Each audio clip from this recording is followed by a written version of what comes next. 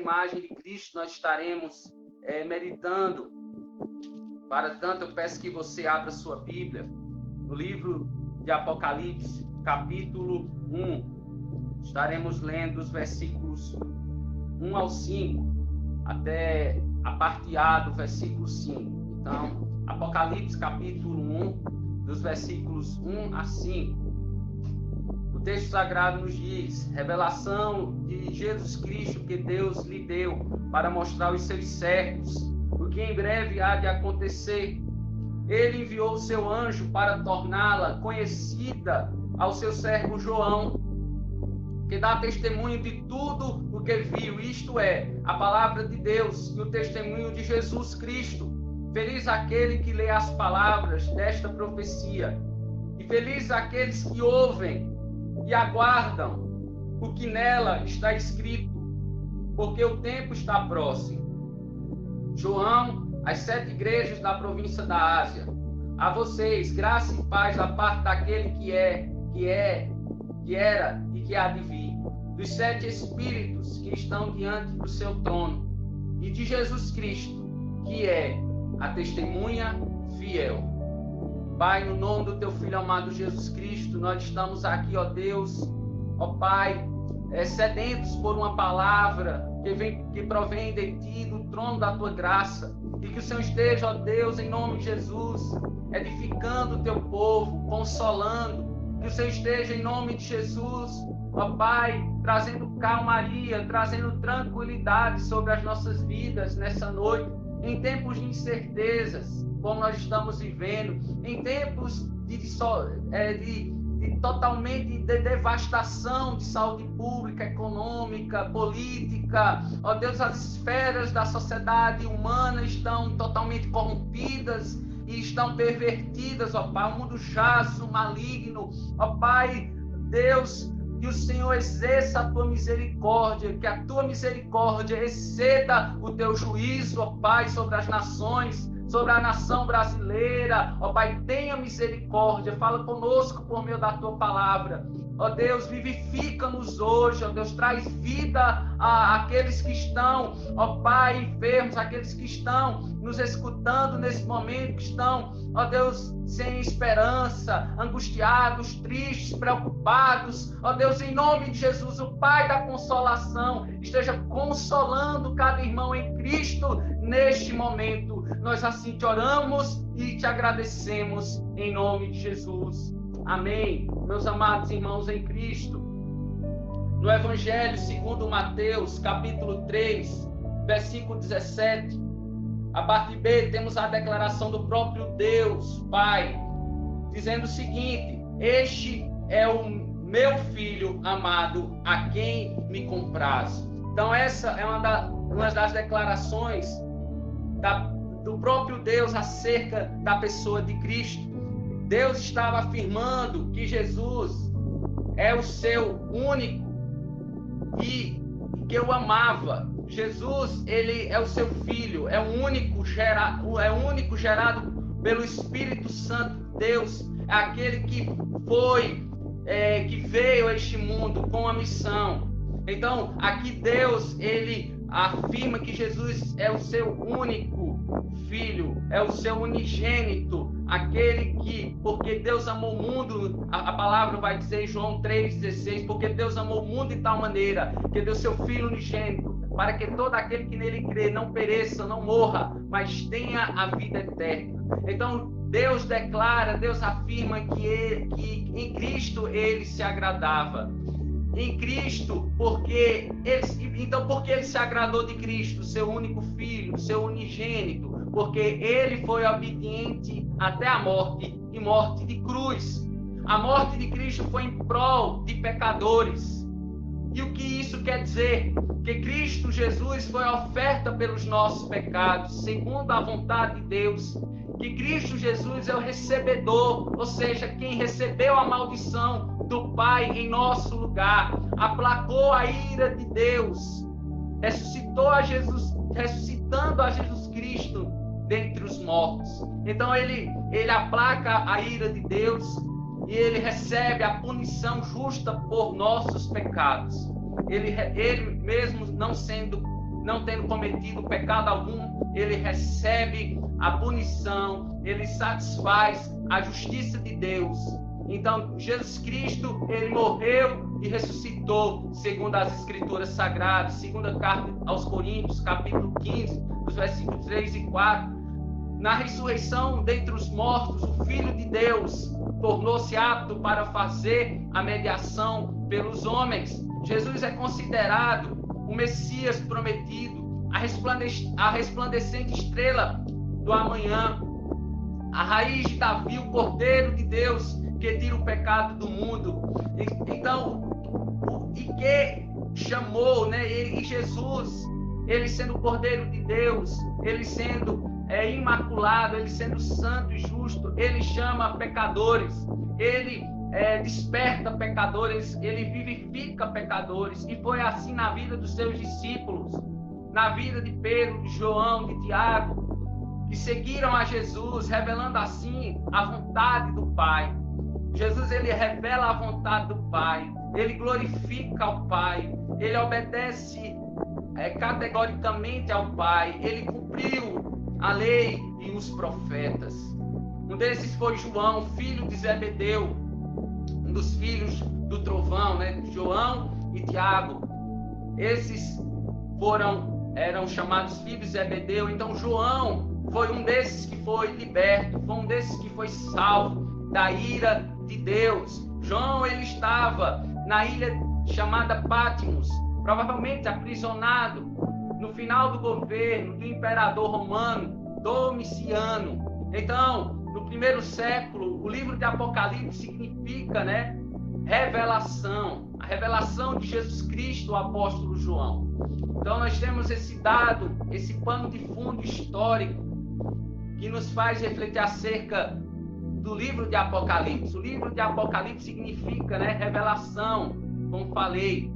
E essa revelação ela foi transmitida às igrejas da Ásia Menor, atualmente a Turquia, entre os anos 90 e 96 depois de Cristo.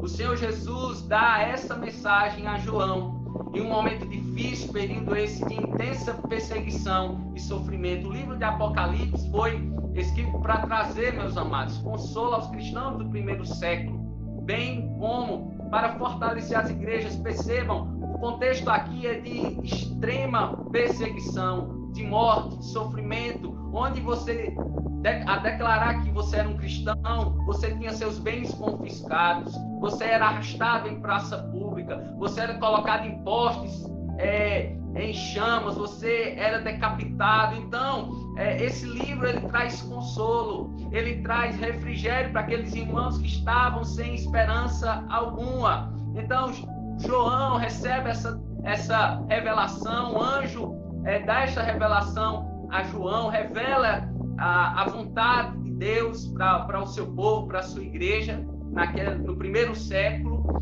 Então, ele revela que há uma esperança na vitória de Jesus sobre a morte, sendo a garantia de sua presença até a consumação dos séculos. Amém. Por mais que eles pudessem ter seus bens confiscados, que eles viessem a padecer, a ser martirizados, a esperança vindoura era a ressurreição dentre os mortos, onde Jesus viria, e ainda nós o esperamos, nós o aguardamos o seu retorno, onde ele nos arrebatará para si, nos dará um corpo semelhante ao dele. Então essa era a esperança dos crentes do primeiro século, e esta é a esperança de nós crentes do século 21. Então ele é a garantia da nossa vitória. Jesus, a ressurreição, porque se ele não tivesse ressuscitado ao terceiro dia, o apóstolo Paulo vai dizer que vã seria a nossa fé, mas ele o ressuscitou, por isso que nós temos esperança. Cristo em vós, Colossenses vai dizer, Paulo aos Colossenses declara, Cristo em vós, a esperança da glória. E dentro dessa revelação, o próprio Jesus Cristo, ele se autodenomina ser a fiel e verdadeira testemunha. Diante disso, nós iremos meditar nessa noite, Jesus Cristo é a testemunha fiel de Deus. Jesus Cristo é a testemunha fiel de Deus. Essa é a primeira imagem destacada pelo apóstolo João nesta revelação. Jesus, a testemunha fiel de Deus. Por que Jesus, eu posso perguntar nessa noite, por que Jesus é a testemunha de Deus? Porque ele é fiel e verdadeiro. Segundo George Led, teólogo, ele vai dizer o seguinte: o Deus Pai é a fonte de toda a revelação. E o Deus Filho é o agente através do qual esta revelação é comunicada aos homens. Se nós observarmos aí, observem aí nas suas Bíblias, aqueles que estão com Bíblias abertas, prestem atenção, versículo 1, João nos informa que recebeu a revelação do próprio Jesus Cristo através de um anjo mensageiro. O versículo 2 nos informa, nos diz que Jesus dá testemunho de Deus, que é a palavra de Deus e o testemunho de Jesus Cristo. Observe o versículo 3, temos a primeira das 7 bem-aventuranças pronunciadas, né, sobre as igrejas, onde a mensagem de João seria lida em alta voz. João queria, meus amados irmãos, que as igrejas da Ásia prestassem atenção no que ele diz no versículo 4. Ele diz o seguinte: graça e paz da parte daquele que é, que era e que há de vir, dos 7 espíritos que estão diante do seu trono. Ele cumprimenta as igrejas e ele traz aqui algo extraordinário, algo que nós devemos apegar, que nós devemos nos lançar, saber que nós temos uma testemunha fiel, que nós temos um Salvador.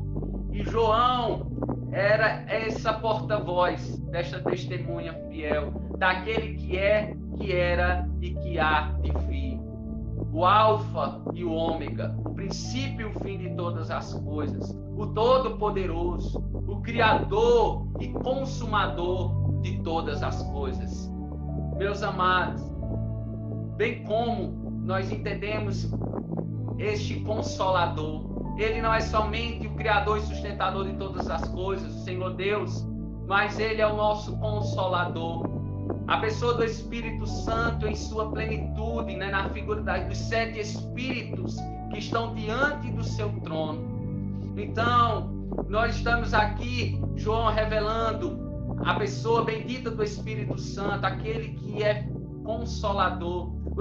João revelando a fiel e verdadeira testemunha, a imagem do Deus vivo. Ele é a imagem perfeita, ele é a imagem exata do ser de Deus, Jesus Cristo, plenamente homem e plenamente Deus. Ele foi obediente à vontade do Pai. Em Hebreus capítulo 4, versículo 15, o autor destaca a importância da vida de Jesus sem pecado, afirmando: em todos os pontos foi tentado, assim como nós, porém sem pecado. Irmãos, quando Jesus estava pregado na cruz do Calvário, ele é tentado com uma das afirmações mais escarnecedoras. Lucas narra esta tentação que Jesus é acometido.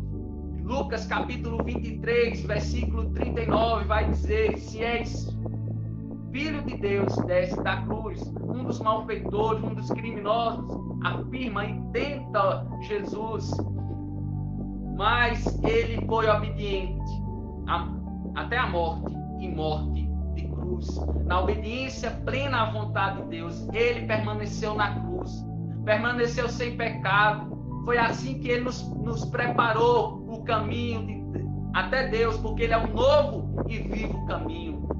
Ele é o caminho, a verdade, a vida. Ninguém vem ao Pai, ninguém vai ao Pai a não ser por intermédio de Jesus Cristo. Ele fez reconciliação com o mundo, a Deus. Ele faz reconciliação daqueles que creem no seu nome, daqueles que recebem o seu nome como único suficiente Salvador.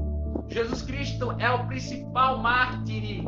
Ele é o principal mártir do cristianismo. Jesus é o principal herói na fé no cristianismo. Ele foi superior aos heróis da fé descritos discorridos no livro de Hebreus, capítulo 11. Ele é superior a Moisés, ele é superior a Abel, ele é superior a Abraão, porque ele não pecou, porque ele não se corrompeu. Todos os homens pecaram, todos os homens estão distantes da glória de Deus. Só há um santo, só há um justo entre os homens, e Deus, Jesus Cristo. Então, o escritor aos Hebreus, no capítulo 7, versículo 28, diz o seguinte: porque a lei constitui os sumos sacerdotes a homens que têm fraquezas, mas a palavra do juramento que veio depois da lei constituiu ao Filho consagrado para sempre. Irmãos, essa verdade de que essa verdade, ela tem que nos levar a reconhecermos que somos chamados a testemunharmos do Evangelho, apesar dos tempos difíceis que nós estamos vivendo. Fomos escolhidos para participarmos dos sofrimentos com Cristo no presente momento de pandemia, onde nós estamos vivenciando um período de crise humanitária, de crise de saúde pública, econômica, política, é um caos social, de injustiça social. Meus amados irmãos, nós não estamos sozinhos, nós temos a quem recorrer, nós temos a quem pedir ajuda, auxílio, nós temos a quem é socorro bem presente na hora da angústia. Ou seja, nós devemos entender algo interessante nessa noite. Somos herança de Deus e co-herdeiros com Cristo. E em Romanos capítulo 8, versículo 17, diz o seguinte: se somos filhos, então somos herdeiros, herdeiros de Deus e co-herdeiros com Cristo.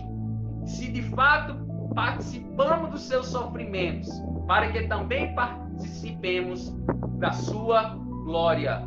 Estaremos participando dos sofrimentos de Cristo, para um dia também participarmos de um corpo semelhante ao dele, um corpo de glória. Esse evangelho que um falso evangelho tem sido pregado por aí, é dizer: venha para Cristo e pare de sofrer. Isso é antibíblico, isso é heresia. Nós estamos aqui neste mundo e nós sofreremos, nós padeceremos, porque Cristo, ele nos chamou não somente para gozarmos de coisas boas, mas levarmos a cruz. E a cruz aqui é deixar tudo aquilo, toda distração, e nos entregarmos por inteiro a Cristo. Cristo é mais importante do que tudo nas nossas vidas, do que a nossa família, do que o nosso trabalho, do que absolutamente tudo. Então, o preço de discipulado, ele é radical. É necessário nós nos entregarmos por inteiro, sermos obedientes a Jesus. E certamente Ele nos dará graça, porque a graça é suficiente. A graça é o favor imerecido de Deus sobre as nossas vidas, onde nós renovamos o nosso espírito e prosseguimos em conhecer esse Deus, e por intermédio da sua santa palavra. E diante de tão grande obra de salvação, nós devemos reconhecer que somos pecadores, salvos pela graça de Deus.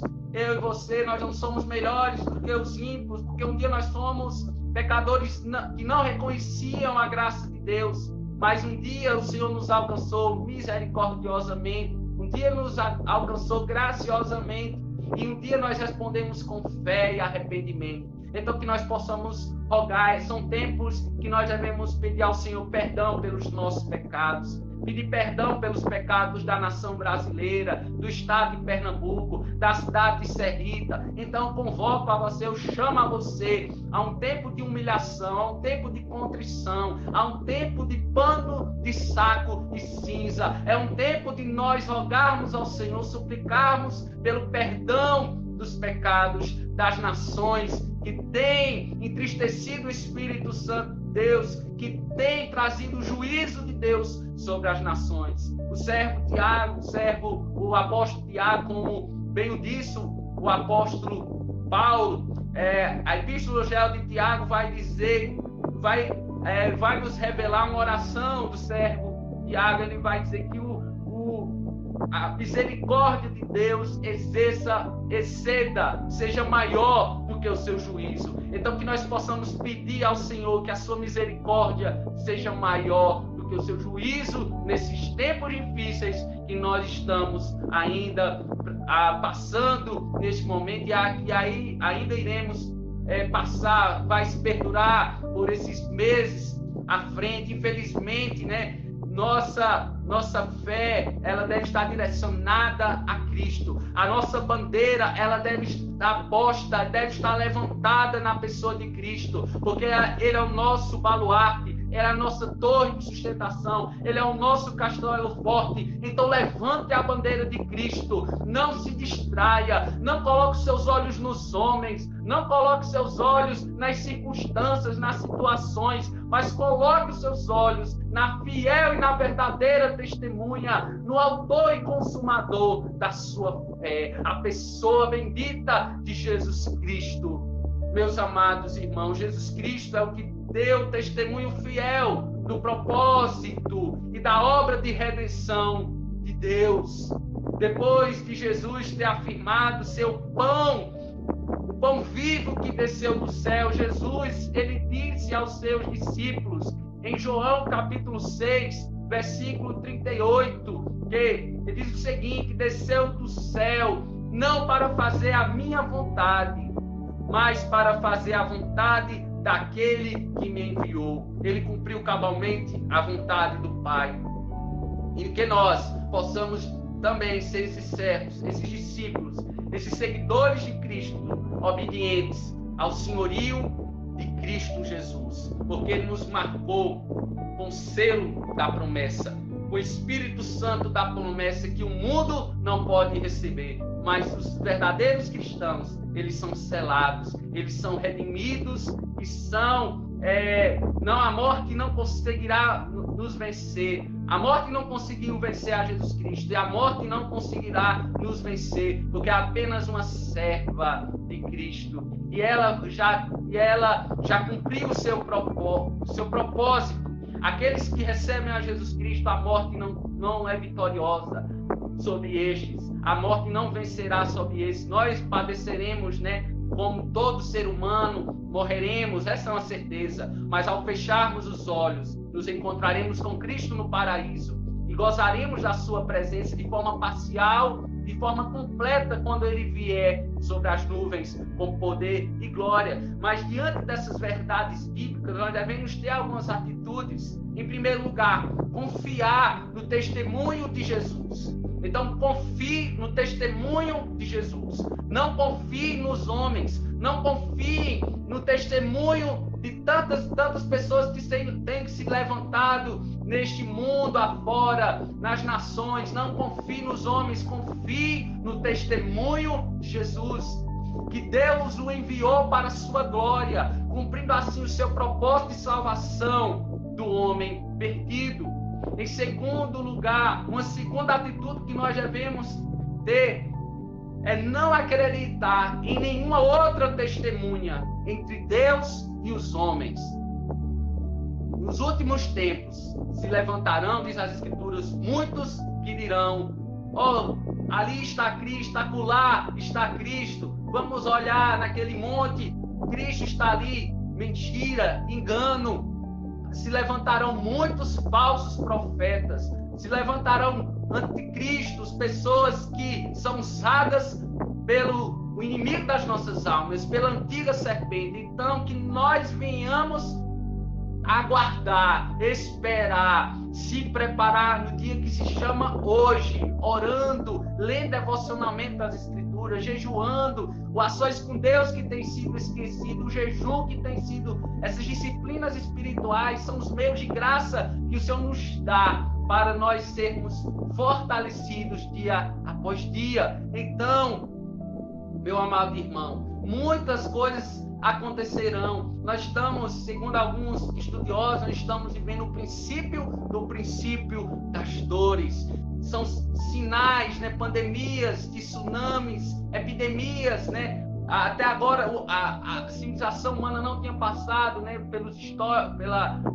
legado histórico, nós não tínhamos notícia de uma pandemia forma universal, global, que nós estamos vivendo. Então, que nós estejamos certos que Cristo voltará em breve. O palco está sendo montado. Então, que nós possamos nos preparar no dia chamado hoje. Então, se alguém chegar e dizer, eu tenho uma revelação de Deus, da parte de Deus para a sua vida, ou tentar agendar, muitos já agendaram no passado, né, as datas para o fim do mundo, né, muitos já o fizeram no passado. E hoje, nós não estamos diferentes do passado. Pode levantar pessoas usadas pelo inimigo para estar levantando datas para o fim do mundo, mas que nós possamos estar com os olhos fitos no autor e consumador da nossa fé.